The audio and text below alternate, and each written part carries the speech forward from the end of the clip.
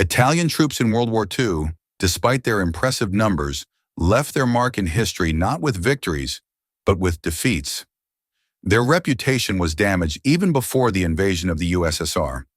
Mussolini's army could not prevail even over the Ethiopian troops, which caused ridicule of the Allies. When Operation Barbarossa began, Mussolini hurried to join the crusade against the Soviet Union. Driven by the desire to get his share of future trophies, he hastily formed an expeditionary force of 52,000 men, 360 guns, and 60 light tanks under the command of General Messe. The fatal decision was to expand the contingent to 220,000 soldiers without adequate material support. Messe, who opposed such an ill-considered step, was replaced by Garibaldi. This reorganization led to the creation of the 8th Italian Army, which was destined to be completely destroyed in the Battle of Stalingrad. By the end of the summer of 1941, even the German allies did not hide their contempt for the fighting qualities of the Italian troops, which only confirmed their reputation as a weak and undisciplined enemy. Italian pilots also fought on the Eastern Front. According to the Italian side, their pilots demonstrated impressive results. 88 destroyed Soviet aircraft with the loss of only 20 of their vehicles. The Italian fleet was involved in 3 key areas: the Black Sea, the Baltic, and Lake Ladoga. On paper, it looked impressive. It seemed that the Italians would become a reliable support for Germany in the fight against the USSR. The reality turned out to be quite different. The German command quickly realized the true value of its Mediterranean ally.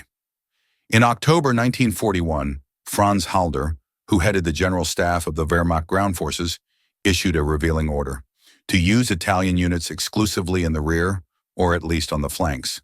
This decision was dictated by the desire to protect the German units from possible problems due to the weakness of the Italian troops. By the way, a similar situation later led to the disaster at Stalingrad, where weak Romanian units on the flanks could not contain the Soviet offensive. The episode of March 1942 was especially significant. When General Jodl presented to Hitler Mussolini's request for the supply of German weapons to the Italian army, the Führer did not stand on ceremony. Supplying Italians with weapons is self-deception. What's the point of arming those who would abandon him at the first sign of danger? We will not waste resources on an army that we do not trust. Why was the Italian army incapacitated? Let's figure it out. Among the many reasons for the weakness of the Italian troops on the Eastern Front, the problem of a catastrophic shortage of weapons stands out. Mussolini's requests for military aid to Germany were far from accidental. The Italian army suffered from a chronic shortage of even basic equipment. The situation in the armored forces is particularly depressing. The Italian tank units were based on outdated 3-ton vehicles. In fact, copies of the British Carden-Loyd tankettes from the First World War. These tanks carried only machine gun weapons and had such thin armor that they protected the crew only from bullets. More modern 11-ton tanks capable of withstanding 20mm shells were a rarity at the front. The memoirs of Lieutenant Edmondo Spaggiari on the Russian front paint a shocking picture. Upon the arrival of his unit in Donbass, it turned out that there were only 145 rifles for 275 soldiers. Moreover, 19 of them turned out to be faulty, and they could not be repaired. The situation was even worse with machine guns. Only 4 units for all personnel, and one of them was also faulty. The personal story of Spaggiari himself is particularly revealing.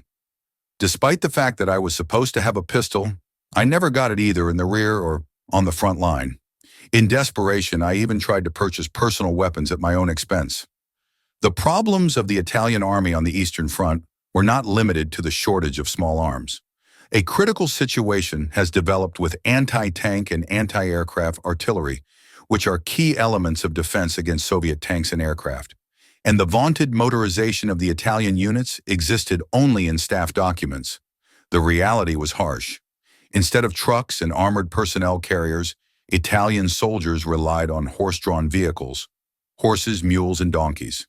Not a single Italian motorized or armored division even came close in terms of combat power to similar German formations.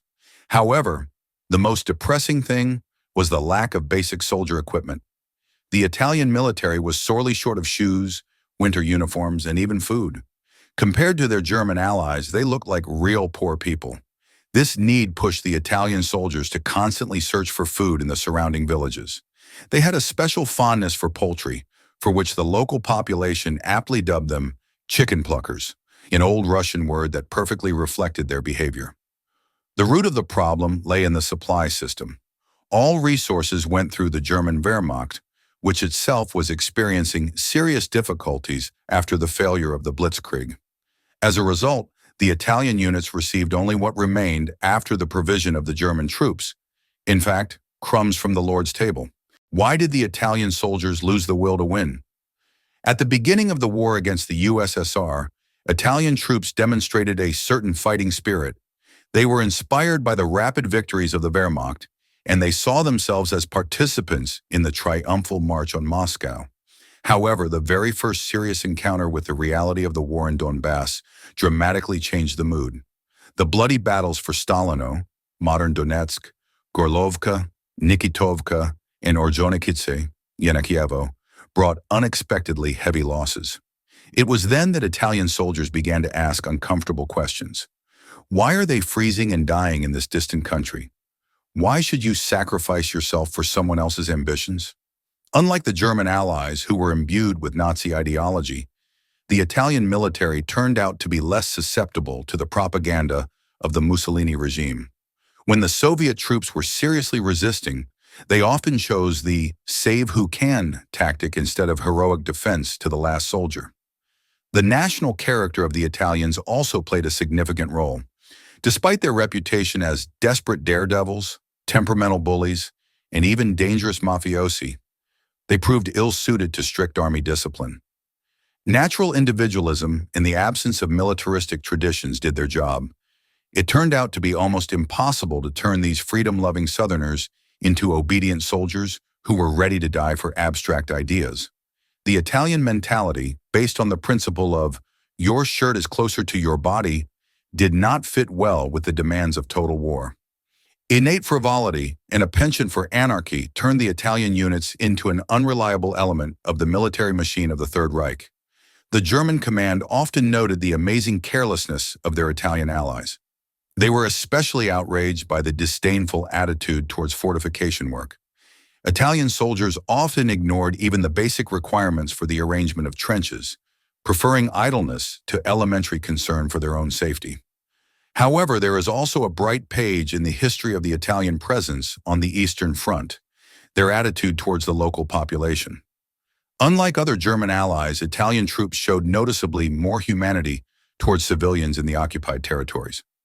General Messe left an interesting observation in his memoirs. According to his testimony, it was not the regular enemy troops who showed the greatest brutality, but the collaborators, local policemen, and a few white immigrants. However, this statement raises doubts. The number of white guards in the occupied territories was minimal, and it is unlikely that they participated in mass repressions against compatriots. Perhaps the essence of the Italian question in World War II was best expressed by German Field Marshal Paul Hindenburg back in the 1930s. He's got it right.